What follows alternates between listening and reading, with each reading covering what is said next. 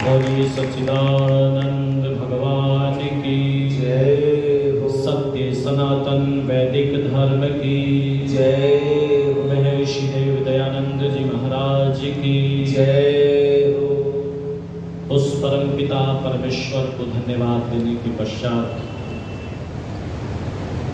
मेरठ की क्रांति धरा से हमारे मध्य में समागत आर्य जगत के बहुत उच्च कोटि के विद्वान अजस्र रूप से अपने आशीर्वादों की वर्षा हमेशा मेरे ऊपर करने वाले पूज्य गुरुदेव आचार्य डॉक्टर श्री वेदपाल जी, मंच पर विराजमान अपनी आर्य समाज के यशस्वी धर्माचार्य पूज्य आचार्य श्री कर्मवीर शास्त्री जी, सभा का बहुत कुशल संचालन कर रहे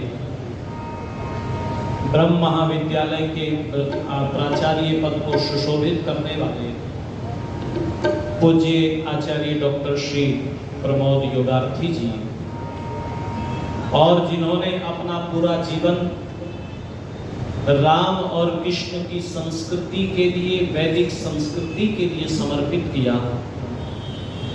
बरसों बरस गुरुकुल में जिन्होंने अपनी सेवाएं प्रदान की, ऐसे पूज्य आचार्य श्री राम स्वरूप जी के श्री चरणों में मैं वंदन करता हूं। एक बार जोरदार करतम ध्वनि से आप कीजिएगा। उन्हीं के साथ में बैठे हुए हैं उनके मित्र, उनका भी मैं वंदन करता हूं। और हमारे मध्य में विराजमान हैं अपनी इस आर्य समाज के यशस्वी प्रधान, एक व्रती पिता के अनुव्रती पुत्र। गुरुजी मैं केवल अनुव्रती नहीं बोलता, व्रती पहले बोलता।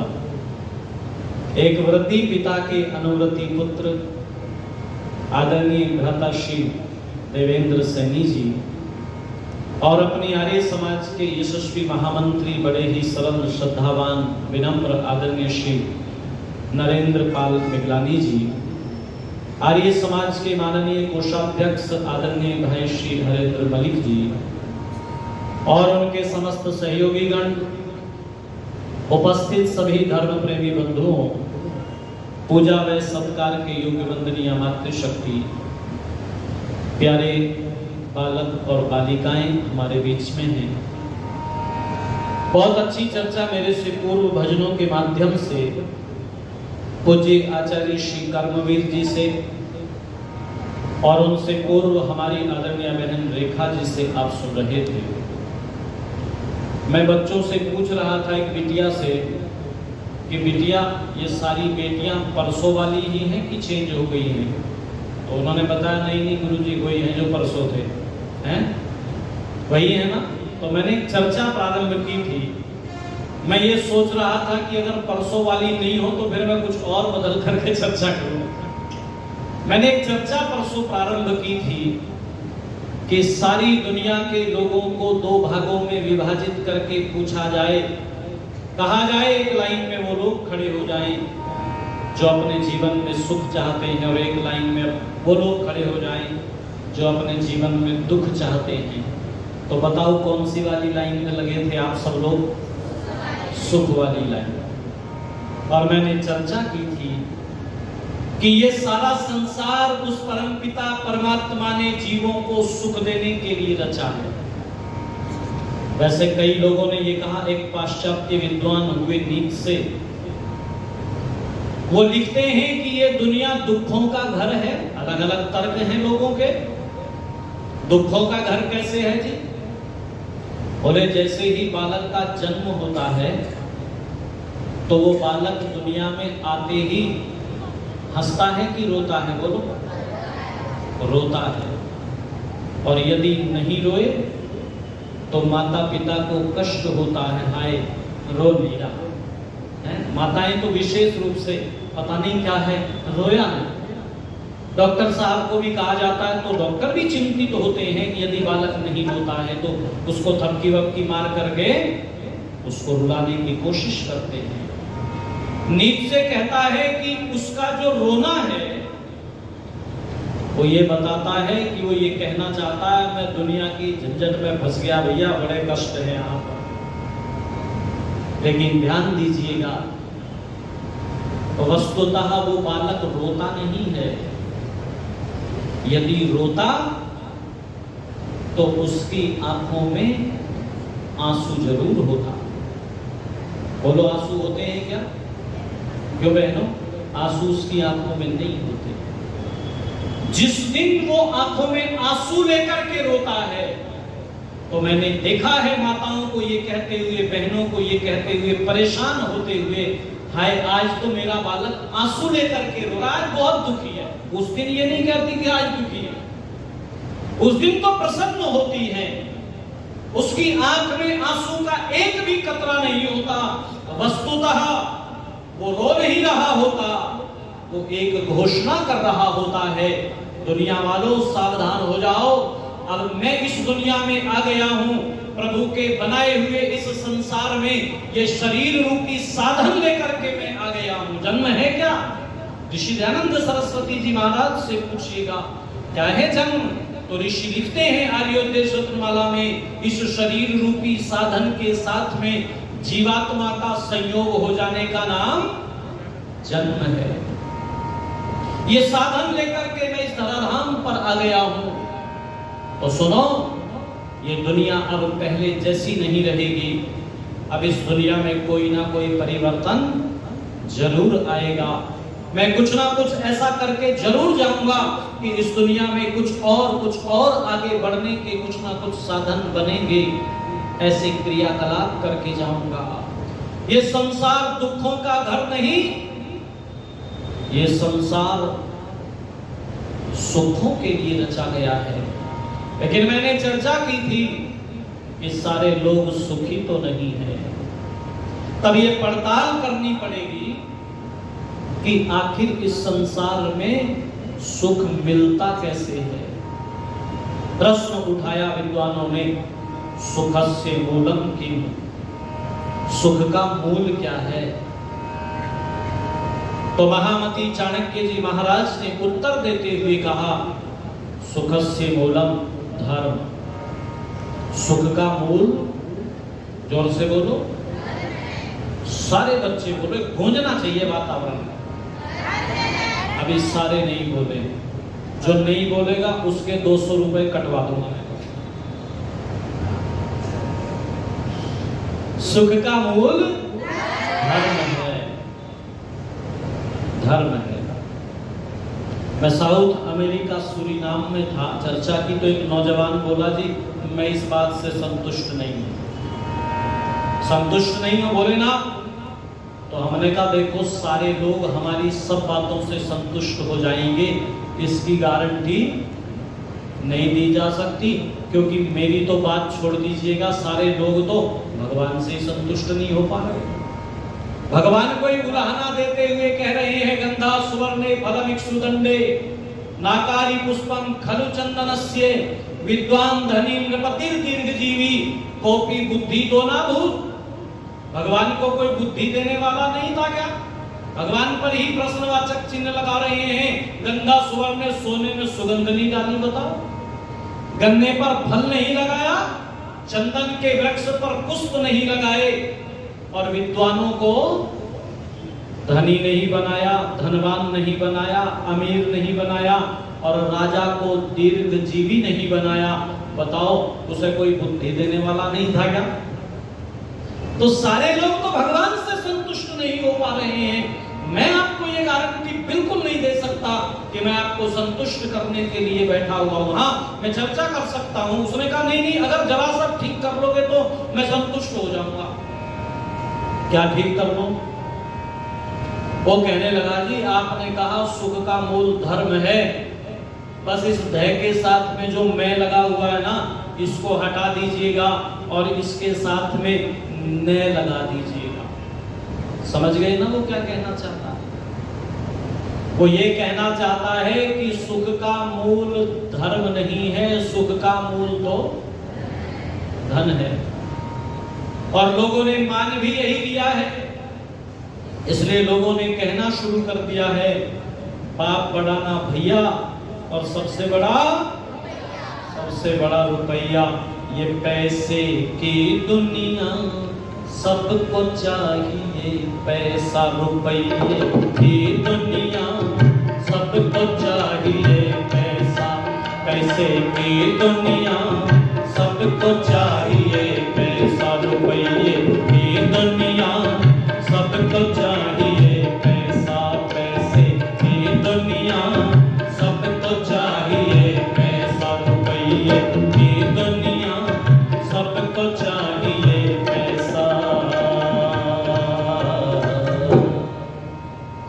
ये कहता है कि सुख का मूल धन है।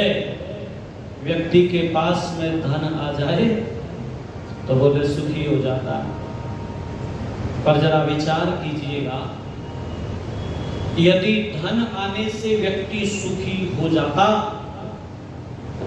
तो दुनिया के सारे धनपतियों को सुखी हो जाना चाहिए था। पर दुनिया में सारे लोग सुखी तो बोलो, जोर से बोलो, सुखी तो नहीं है। सेठ जी से पूछा, सेठ जी सुनाओ क्या हाल है? बोले आप मूंग की दाल का पानी पी के गुजर बसर कर रहा हूं। डॉक्टर ने कर दिया मना। बोले सेठ जी ये बहुत बढ़िया घेवर रखा हुआ है। कहने लगे रखा हुआ मैं तो इसे सूंघ भी नहीं सकता, ये कह रखा है सूंघा भी तो भी दिक्कत हो जाएगी, कोलेस्ट्रॉल बढ़ जाएगा, मलाई वाले के तो करवट को भी नहीं निकल सकता मैं। सेठ जी के पास में सुख नहीं है। दुनिया के किसी धनपति से आप पूछ लीजिएगा, और मैं किसी का नाम दूंगा तो रिस्की हो जाएगा। आओ मैं लिए चलता हूं, आज से 5000 साल पहले एक धनपति के पास में, एक राजा के पास में, जो हस्तिनापुर के महलों में जाग रहा है, बहुत दुखी है, बहुत परेशान है। राजा धृतराष्ट्र, रात को नींद नहीं आती। और ध्यान दीजिएगा, दुनिया का कौन सा ऐश्वर्य था जो धृतराष्ट्र के पास में नहीं था? धन के अंबार लगे हुए थे, चक्रवर्ती सम्राट हैं। और सुनो, सारी दुनिया में किसकी मजाल थी कि हस्तिनापुर राज सिंहासन की तरफ कोई जरा सी टेढ़ी निगाह भी करके देख सकता? क्यों? क्योंकि उस हस्तिनापुर की सुरक्षा करने के लिए पितामह भीष्म जैसे योद्धाओं की विशाल भुजाएं हमेशा वर्तमान रहा करती थी।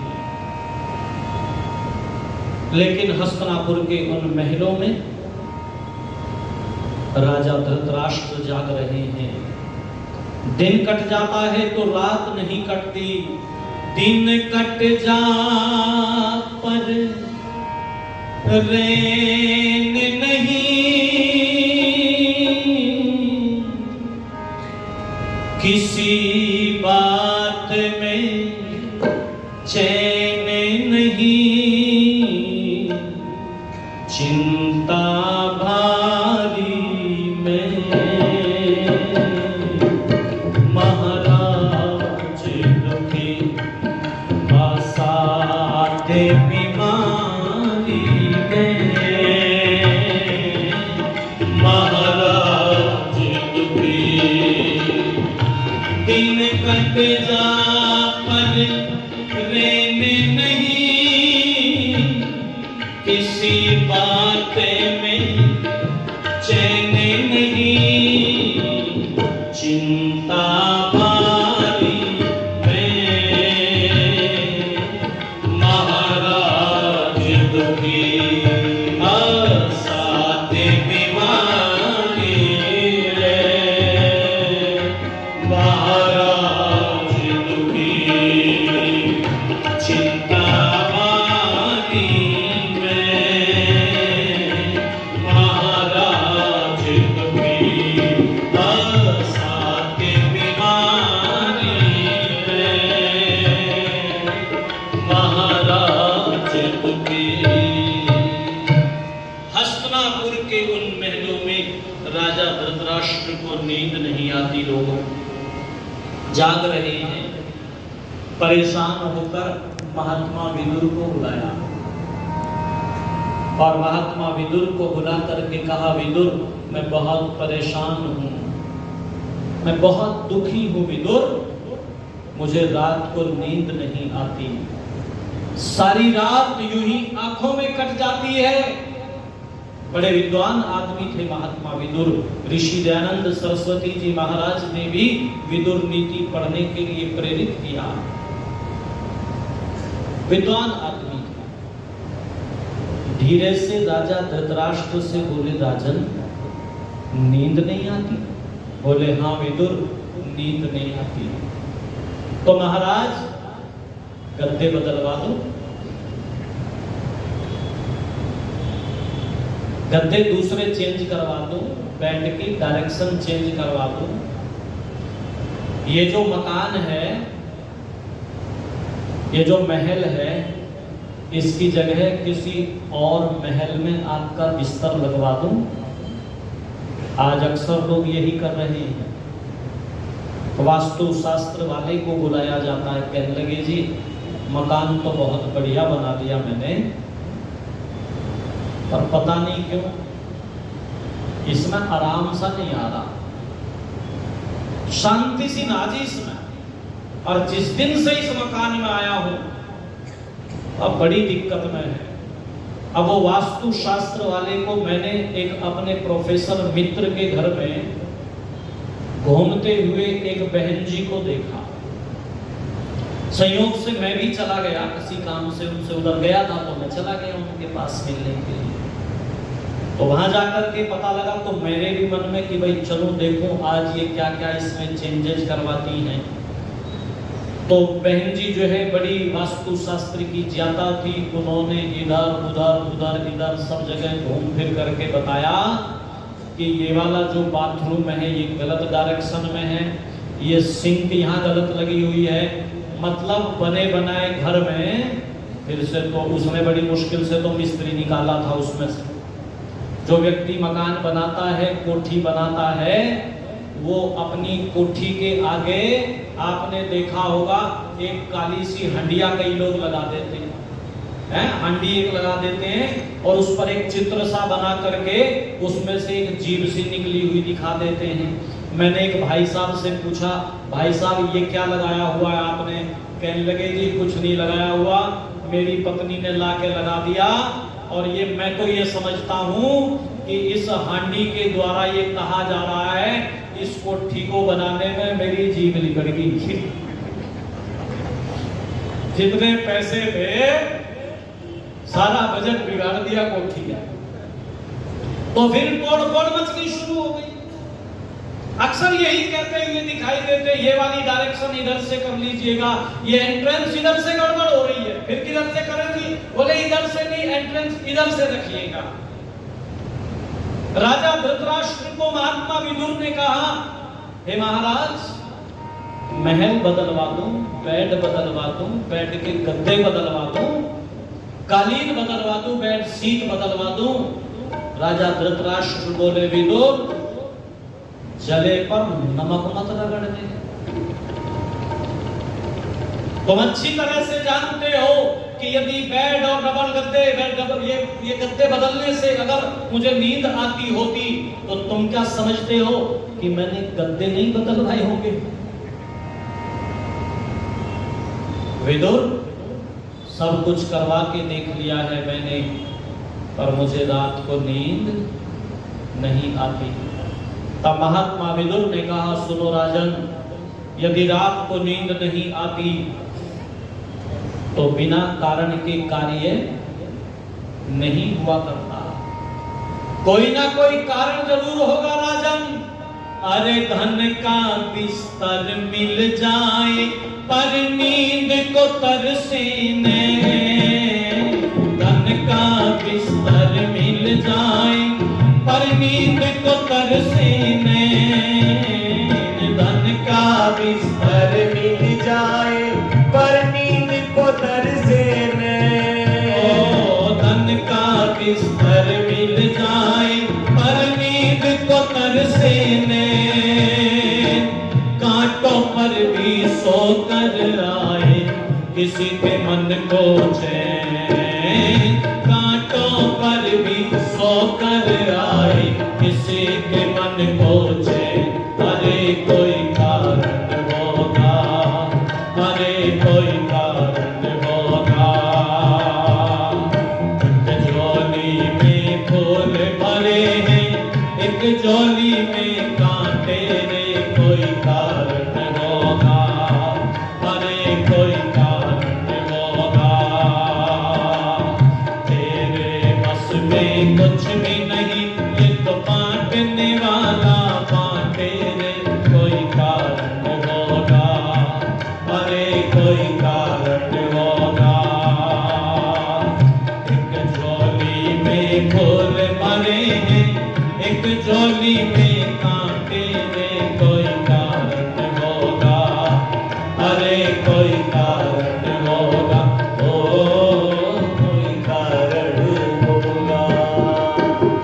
सांप भी डस ले तो मिल जाए किसी को जीवन दान, सांप भी डस ले तो मिल जाए किसी को जीवन दान, सांप भी डस ले तो मिल जाए किसी को जीवन दान। चींटी से भी मिट सकता है किसी का नाम निशान, चींटी से भी मिट सकता है किसी का नाम निशान। अरे कोई कारण होगा, अरे कोई कारण होगा। एक झोली में फूल भरे हैं, एक झोली में कांटे रे, कोई कारण होगा, अरे कोई कारण होगा। तेरे बस में कुछ भी नहीं, ये तो बांटने वाला बांटे रे, कोई कारण होगा, अरे कोई कारण होगा, अरे कोई कारण होगा। सागर से भी बुझ नहीं सकती कभी किसी की प्यास, सागर से भी बुझ नहीं सकती कभी किसी की प्यास, सागर से भी बुझ नहीं सकती कभी किसी की प्यास। कभी एक ही बूंद से मिट जाती है मन की आस, कभी एक ही बूंद से मिट जाती है मन की आस। अरे कोई कारण होगा, अरे कोई कारण होगा। एक झोली में फूल भरे हैं, एक झोली में कांटे रे, कोई कारण होगा, अरे कोई कारण होगा। तेरे बस में कुछ भी नहीं, ये तो बांटने वाला बांटे रे, कोई कारण होगा, अरे कोई कारण होगा, अरे कोई कारण होगा, अरे कोई कारण होगा, अरे कोई कारण होगा, अरे कोई कारण होगा, अरे कोई कारण होगा, अरे कोई कारण होगा, अरे कोई कारण होगा, अरे कोई कारण होगा, अरे कोई कारण होगा, अरे कोई कारण होगा, अरे कोई कारण होगा।